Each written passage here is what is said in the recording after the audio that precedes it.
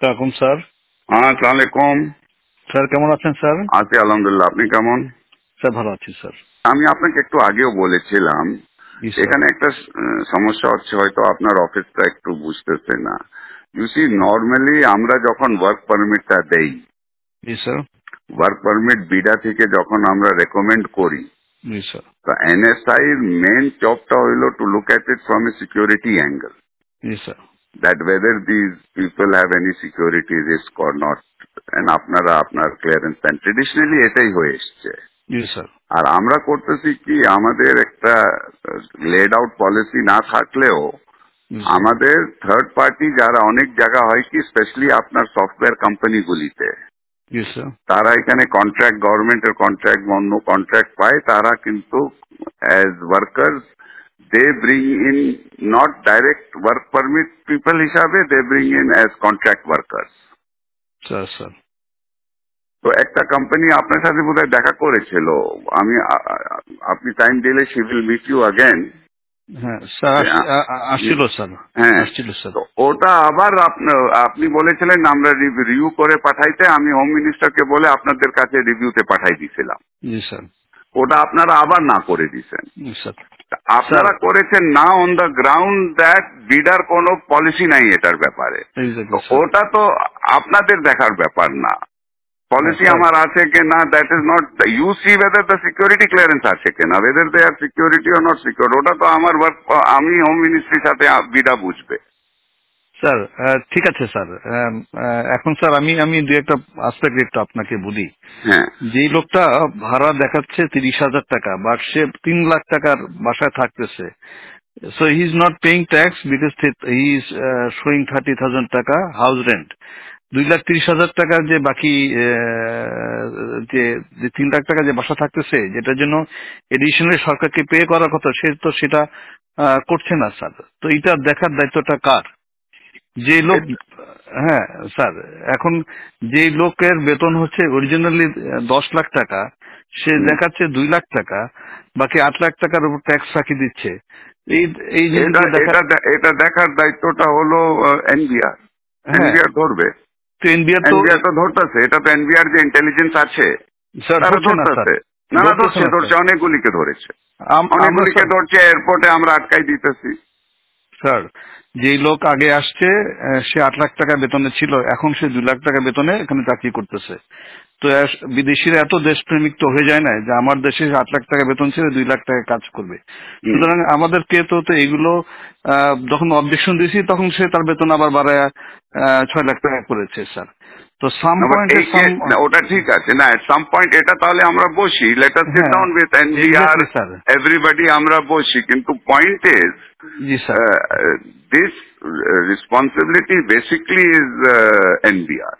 Sir, if NBR is not doing it, then you should point out to them that তোমরা করো। Sir এটা একটু হ্যাঁ, ওর দায়িত্বটা আপনি আপনার ঘাড়ের উপরে তো নিতে পারেন না। জি স্যার, আমরা না করতে পারলে ভালো হতো স্যার।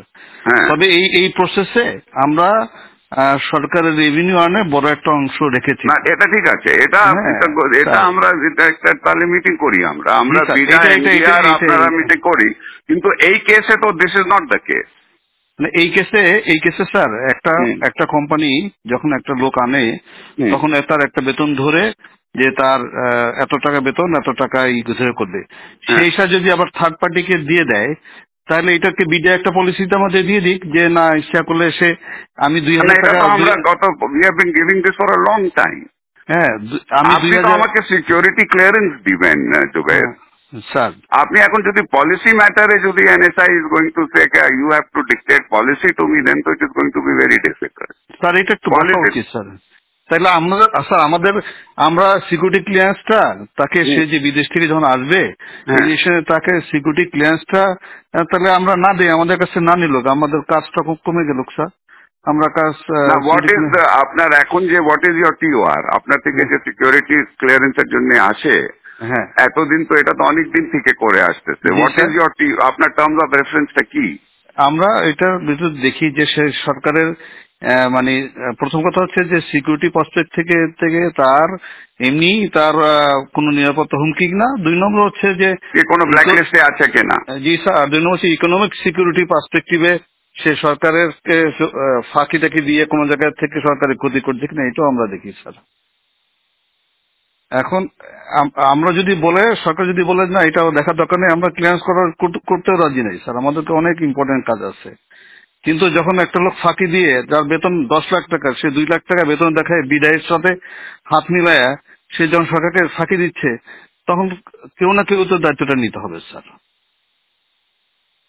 না না, বাট এটা তো আপনার ঠিক আছে, আমি দেখি, আমি প্রিন্সিপাল সেক্রেটারির সাথে কথা বলি।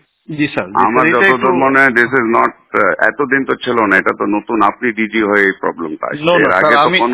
আমি 2009 সাল থেকে এই প্রতিষ্ঠানে আছি। I work as director external, এবং যারা এরকম ট্যাক্সের ফাঁকি দিচ্ছে এই বিষয়গুলো সবগুলো আমরা এইভাবে করে ধরেছি, এবং আমরা যখন অবজেকশন দিয়েছি ওরা আবার বেতন বাড়ায়, যেটা লিগাল যে পায়, যে বাড়ি ভাড়া যা 3 লাখ টাকা দিয়ে করতেছে সে তখন 3 লাখ টাকা বাড়ে ওটার উপর সরকারকে ট্যাক্স দিয়েছে স্যার। চিটাগাং পোর্ট দিয়ে স্যার হাজার হাজার গাড়ি আসে, ওগুলো আটকাই, ওরা ট্যাক্স দেয়। So I am adding value tax to the government. Although এখন বলবেন যে না এটা তো এনএসআই রেসপন্সিবিলিটি না স্যার, এটা যদি সরকার বলে দেয় যে না এগুলো করার দরকার নেই, আমরা কিছু করবো না স্যার, আমাদের কাছে ক্লিয়ারেন্স না পাঠাইলেও তো হবে না স্যার। কিন্তু বিডা আমাদেরকে বলতে হবে যে তারা যদি জাস্টিফাই করে যে একটা লোক বিডা যদি কম্প্রোমাইজ না হয়, আমাদের তো কোনো অসুবিধা নাই স্যার।